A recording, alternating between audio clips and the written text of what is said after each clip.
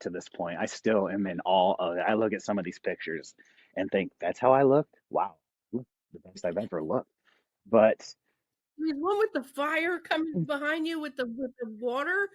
Like, yes, what is that? It's amazing. it was amazing. Since I decided to get into modeling and acting, everything's been a domino effect ever since. One thing has just constantly led to another. It's been amazing. And to go from the trades, blue collar, firefighter, paramedic, trade work into the arts is not only scary and somewhat worrisome because people make fun of you, people don't understand, people don't see the world in a way of different trades you can have, different skills, different passions. So to make that's a whole different discussion. But how I got onto the Australian Firefighters Calendar, I think I left an impression. I mean, I contacted them and said, "Hey, I know that you guys are Australian based, but nobody in the United States does the calendar anymore.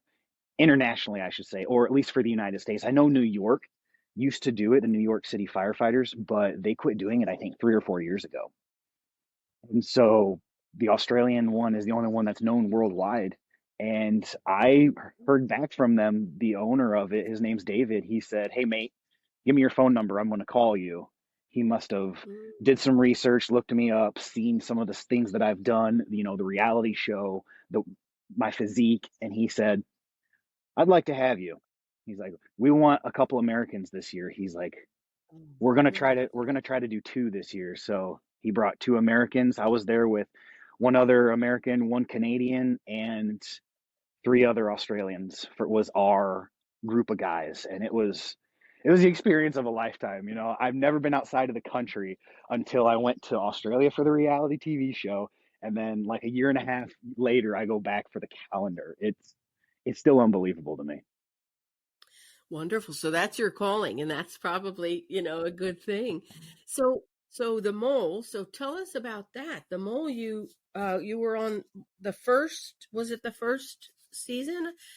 Yes, yeah. So again, another thing that just kind of happened. I have been doing the modeling, have been doing the acting, and I was in the running for a TV show out in LA. Well, that was in 2020, and COVID killed that project completely. So the good news is everybody in casting knows one another.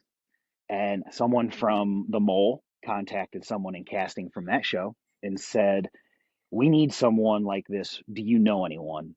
And they said, "You need to contact Jacob Hacker. He'd be perfect."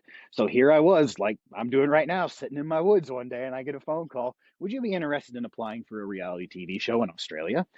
Uh, uh, yeah, yes, yes, absolutely. Let's talk. And Yeah. so I applied, and out of, I think they said 4,500, somewhere between 4,500 and 5,000 people, they picked us 12. And so from there, it just opened up doors. Wonderful. So how is that? Because a lot of actors that I talk to that come out of those reality TV shows, they, they have mixed feelings about it, or they can't really talk about how they really feel. Hmm. Um, I personally, I haven't seen that. I didn't see the show.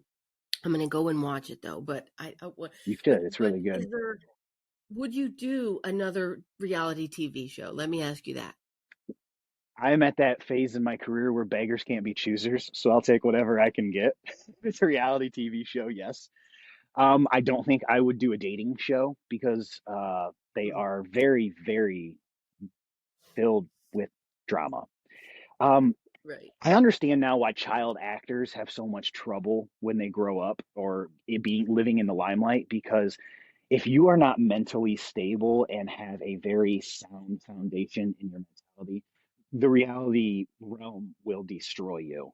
It is extremely demanding, extremely stressful. It is filled with so much drama, and a lot of my castmates were quite diva-like, and so there's it's just kind of hard place to put yourself. But I went in there, I am trained for high stress situations. I do best under Mhm. pressure. My job is very, very intense and asks a lot of me. So I went in there with that, but the reality realm is completely different than the stress of firefighting and paramedicine.